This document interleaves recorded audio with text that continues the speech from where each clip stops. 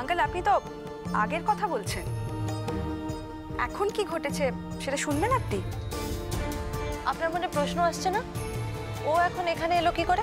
হ্যাঁ, ইনফ্যাক্ট ওকে এখানে দেখে তো আমি অবাক হয়ে যাচ্ছি।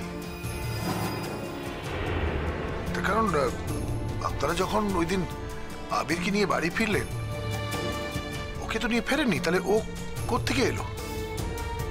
পেটে পেটে শয়তানি বুদ্ধি থাকলে মানুষ কি না পারে। ও এখানে কাজের লোক সেজে এসেছিল, আর ওকে এখানে এনেছিল আমাদের বহু পুরনো অনেক দিনের কাজের লোক হরি। খুব বিশ্বস্ত লোক, তাই বিশ্বাসের কাজই করেছে। ও আসলে আবিরের সেবা টেবা করছিল আর কি। আর তলায় তলায় অন্য প্ল্যান করছিল। কি প্ল্যান তোমার জানতে ইচ্ছে করছে না বাপি? আঙ্কেল সৌর্যর সঙ্গে আমার কিছুদিন পরে বিয়ে হবে, আলাপ করিয়ে দিই সৌর্য আমার বয়ফ্রেন্ড। তাই নাকি? বাহ, very good, God bless you. হ্যাঁ ভেরি গুড আঙ্কেল। সৌর্য আজ প্রথমবার আমাদের বাড়িতে এসেছে, আর এই শালুক মেয়েটা এমনই অসভ্য, এমন একটা নোংরামি করেছে ওর সাথে যে ও বলেই দিয়েছে যে আর ও কোনোদিন আমাদের বাড়িতে আসবে না। আর শুধু কি তাই, একটু ভেবে দেখবেন আমাদের মুখটা কিভাবে পোড়ালো। কি করেছে ও? এই কথাটা আমি আপনাকে বলতে পারবো না আঙ্কেল। এই কথা কি বলা যায়? না বলার কি আছে ফুলদি? যাকে বলার তাকে তো সবটা বলতেই হবে। জানো বাপি, এই যে শালুক, এই মেয়েটাকে আমরা সূর্যদার ঘরে খাবার দিয়ে পাঠিয়েছিলাম। তখন অবশ্য আমরা জানতাম না যে ওই শ্রীমতী শালুক রানী, তখন আমরা জানতাম ও আবিরের কাজের লোক। ওকে খাবার দিয়ে পাঠানোর পর ও সূর্যদাকে খাবার না দিয়ে খাবার দেওয়ার বদলে সূর্যদার গায়ে হামলে পড়েছে।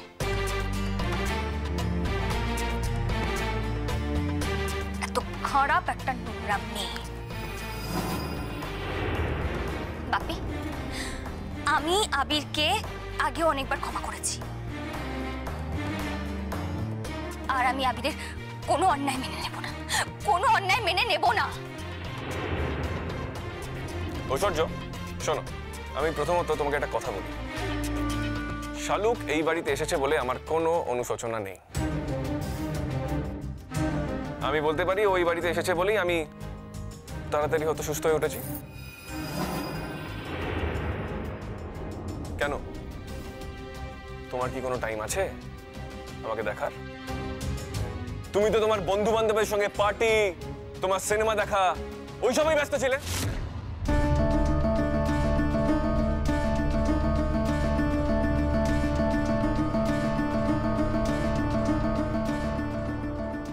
তোমাকে আমি বলে দিই বাবা, আমি আমার স্বামীর চোখ নষ্ট হয়ে যাওয়ার জন্য দায়ী নই। আমি ওকে কোনো ভুল ওষুধ দিইনি। আর কথাটা ও জানে, ও বিশ্বাস করে।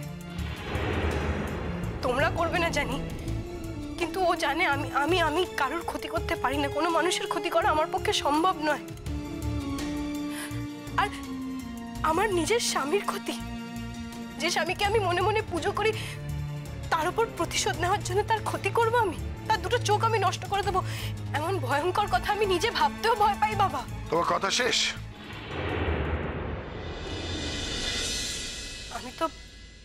আমি তো কোনো কথা বলতে চাইনি। তুমি আমাকে জোর করে এখানে নিয়ে এসেছো, তাই এই কথাটা উঠছে। কেন এখানে নিয়ে এসেছো বাবা? আমাকে তো পুলিশের হাতে দিয়ে দিতেই পারতে। এই চুপ করো তো, তুমি তখন থেকে বক বক বক বক করেই চলেছো। এবার শাস্তির জন্য তুমি তৈরি হও। আমি তৈরি বাবা, আমি একদম তৈরি। আমি আমার নিজের জীবনের পরোয়া করি না। এই বাড়িটাতে আমাকে কেন নিয়ে এসেছো? তুমি মেরে ফেলবে বলে তো? মেরে ফেলো, তবুও তো আমি জানবো আমি আমার ভালোবাসার জন্য মরেছি, আমার নিজের স্বামীর জন্য আমি আমার প্রাণ দিয়েছি। আর বিশ্বাস করো বাবা, তাতে আমার কিচ্ছু যায় আসে না। মৃত্যুকে আমি ভয় পাই না, মরতে আমি ভয় পাই না। দেখি দেখি তোমার সাহস কত। কতটা ক্ষমতা তোমার? কি হলো, কোথায় গেলেন? আমরা তো অনেকক্ষণ এসছি, এবার আসুন। আমাকে শাস্তি দেওয়ার জন্য লোক ভাড়া করেছো বাবা? তুমি কি ভেবেছিলে আমি নিজের হাতে তোমাকে শাস্তি দেব? না, আমি লোকদের অর্ডার করব, তারা তোমাকে শাস্তি দেবে। বেশ, করো অর্ডার। আমি তৈরি বাবা, আমি আমার শাস্তি নেওয়ার জন্য একদম তৈরি। ডাকো তোমার লোককে, যাকে তুমি ভাড়া করে এনেছো আমাকে শাস্তি দেওয়ার জন্য, যে তোমার হয়ে আমাকে শাস্তি দেবে, তোমার আদেশের পালন করবে। ডাকো তাকে। কি হলো, ডাকো। শুধু তার আগে তোমাকে আমি একটা কথা শেষবারের মতন বলে দিই বাবা, আমি জানি না তুমি আমার জন্য কি শাস্তির ব্যবস্থা করেছো। হয়তো এরপরে আমি আর কোনোদিনও পৃথিবীর আলো হাওয়া নিতে পারবো না, হয়তো কোনোদিন এরপরে আমি আমার স্বামীকেও দেখতে পারবো না, কিন্তু তবুও বাবা শেষবারের মতন আমি তোমাকে একটা কথা জানিয়ে দিতে চাই। আমি আমার জীবনে শুধু আমার স্বামীকেই ভালোবেসেছি। আমি আবিরকে ভালোবাসি, আমি আবিরকেই শুধু ভালোবাসি।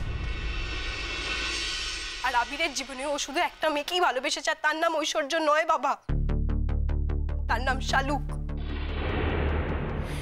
আমরা দুজনে যতদিন বাঁচবো শুধু একে অপরকেই ভালোবাসবো, আর এই ভালোবাসার জন্য আমরা মরে যেতেও রাজি আছি বাবা, তার জন্য কোনো আক্ষেপ হবে না আমাদের। আরে কি ব্যাপার, আপনার এত দেরি হলো? আমরা কখন থেকে এসে আপনার অপেক্ষা করছি। এই মেয়ে, তোমার কোনো আকাঙ্ক্ষা আছে? 1 2 3 গুনছে, তার মধ্যে বলে ফেলো। না, আমার কোনো আকাঙ্ক্ষা নেই, আর তোমার কাছ থেকে আমি কিছু পেতেও চাই না বাবা। ভালো করে ভেবে বলছো তো? খুব ভালো করে ভেবে বলছি। শেষবারের মতন তোমাকে সুযোগ দিচ্ছি, বলার হলে বলে ফেল। আমার কিচ্ছু ভাববার নেই। মারুন না, আমাকে মেরে ফেলুন, মেরে এখানেই ফেলে রেখে দিয়ে চলে যান, কেউ জানতেও পারবে না আপনার কীর্তির কথা। আপনার মেয়ের জীবন থেকে তার পথের কাঁটা সরে যাবে। বরং আপনার তো আনন্দে উৎসব করা উচিত। তুই এত বোকা শালুক।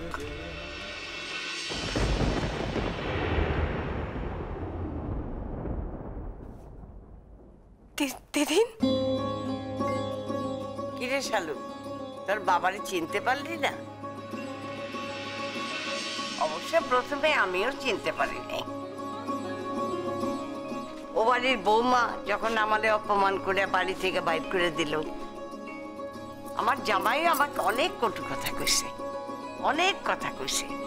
আর এও বলল যে আপনারা যেখান থেকে নিয়ে আসছি সেইখানেই পৌঁছায় দেব। বাইর হইলাম, গাড়িতে গিয়ে উঠলাম, মনে মনে ভাবলাম আমার সইয়ের কাছে নিশ্চয় পৌঁছায় দেব, সেখান থেকে আমি দেশে চলে যাব। কিন্তু না, গাড়ি এসে দাঁড়াইলো এই বাড়ির সামনে। আর আমার সেদিনই কথা দিছিল যে তোরে ফিরে দিব আমার কাছে। সে কিন্তু কথা রাখছে রে শালু।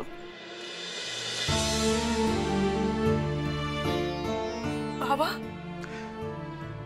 কতটা খারাপ ভাবিস তোর এই বাবাকে? হ্যাঁ, আমি স্বীকার করছি আমি খারাপ, তবে যতটা খারাপ তুই ভাবিস ততটা খারাপ আমি নই। বাবা,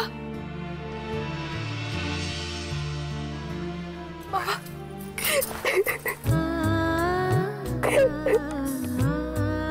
তুই কে ভেবেছিলি শালুক মা? তোর এই বাবা মারা গেছে, আর বাবা থাকতে তোর কিসের ভয়, কিসের এত চিন্তা রে? অবশ্য আমার এই ভূমিকার কথা আমি এখন কাউকে জানাতে পারবো না, তবে কথা দিলাম একদিন সবাইকে জানাবো। তুমি ডাবল গেম খেলেছো। হ্যাঁ, তুমি দু নৌকায় পা দিয়ে চলেছো। আর দোস্ত তোমার, তুমি একটা ক্রিমিনাল। হ্যাঁ, আমি একটা ক্রিমিনাল। ঠিক আছে, তাহলে আমার সঙ্গে আছো কেন? ছেড়ে দাও আমাকে। আমি আমার অধিকারের জায়গা কোনো মতেই ছাড়বো না, কিছুতেই না। শোনো ঐশ্বর্য, একদিন কিন্তু পাখি পালিয়ে যাবে, সেটা কিন্তু মনে রেখো। আবির,